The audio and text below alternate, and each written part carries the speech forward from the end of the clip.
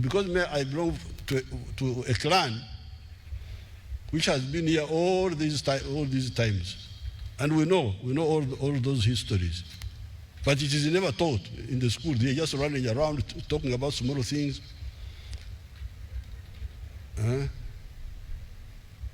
For instance, there was a man from Karagwe. You can't hear it in any of the schools. This man Karagwe is in Tanzania now. There was a man called Kakarakashagama, Kamango, Katondajira Karukunyu. This man was a prophet, and he prophesied that you people, this land of yours will be taken by foreigners, meaning Africa, meaning these parts which he knew, Karagwe, Ankole, Buganda, Rwanda, Bujinja, there are some places in Tanzania, will be taken by foreigners. But our traditional chiefs were not bothered. Just full of themselves, they put on leopard skins. When he puts on a leopard skin, he thinks he's a leopard.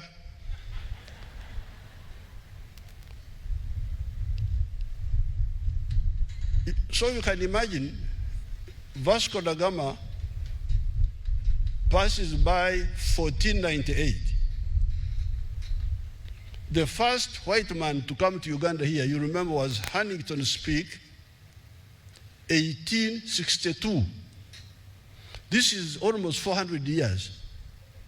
When the Europeans are coming, passing. Now, these chiefs here within Africa don't organize themselves to say, we hear there are some people who are coming, let's organize ourselves. No, they are just here full of themselves. And when they come, they capture all these fellows like grasshoppers. Some of them try to fight like cavalry. They can't. It was already too late. So, who has done that audit of that society? Now, meanwhile, this imbalance between Europe and Africa was not always there. Because you have heard that God gave us the mandate, establish dominion over nature. Establishing dominion over nature means really understanding science. That's what it means. Be able to deal with the drought, be able to deal with the diseases, be able to deal with the floods. That's what establishing dominion over nature means in the Bible. And for us, in our NRM, we always teach our people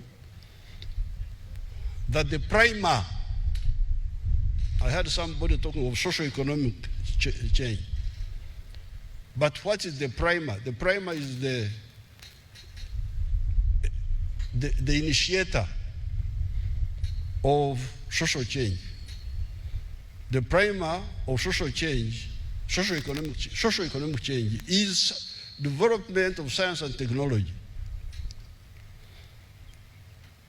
When man invented fire, fire was invented 1.5 million years ago.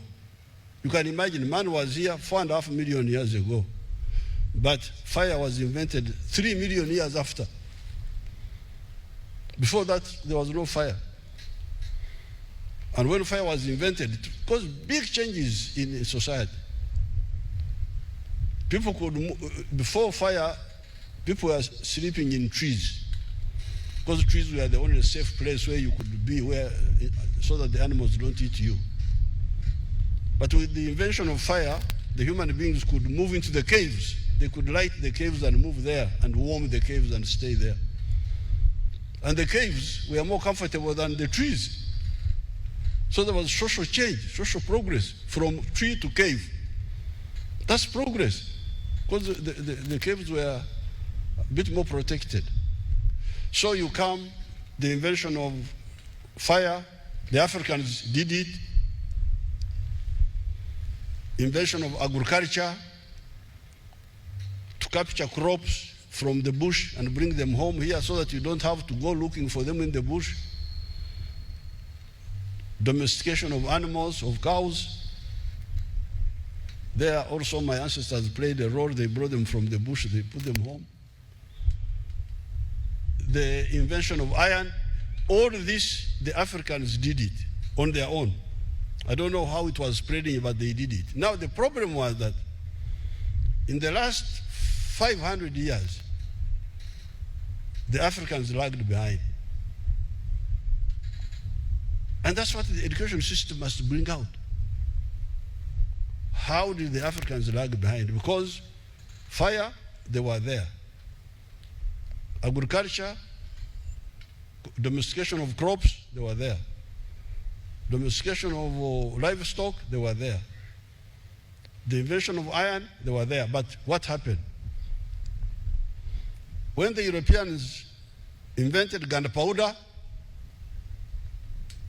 we didn't know about it. For us, we continued with the spears, with the arrows, and so on. Now, as you hear, the Europeans came up to Mombasa, but they couldn't enter. Couldn't come inside Africa. Why? Africa was defending us.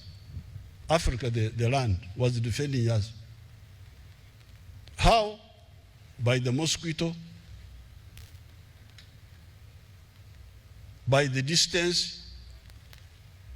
But the Europeans, in the 400 years after Vasco da Gama passed here, discovered quinine.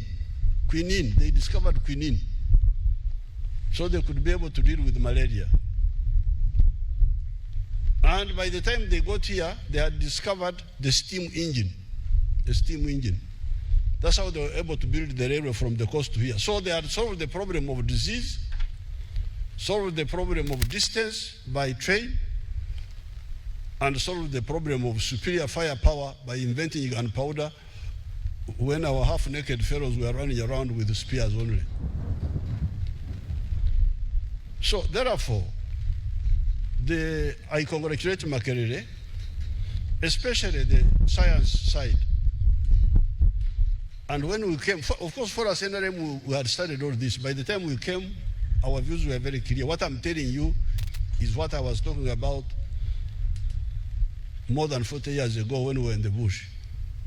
So we knew that the primer of social change is science and technology.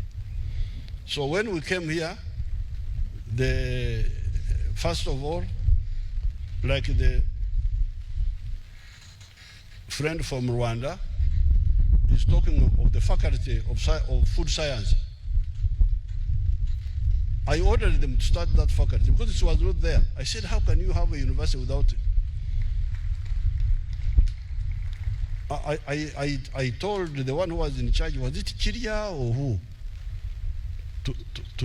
to start it. The faculty of food science. And also the faculty of quantitative economics. I insisted on that. And then expanding the other faculties, the faculty of medicine, started in Barra University. When I started in Barra University, there was a debate. Why do you start a new one? Where will the doctors go? The doctors are too few. Have you heard of something called WHO? So yes, we have heard about it. What does the WHO tell you? How many doctors do we need per what portion of population? We need one doctor every 500 people. So Uganda now with 43 million people, we should be having 80,000 doctors. But how many do we have now? You total the doctors ever since you started. I don't think they are even, maybe about 5,000.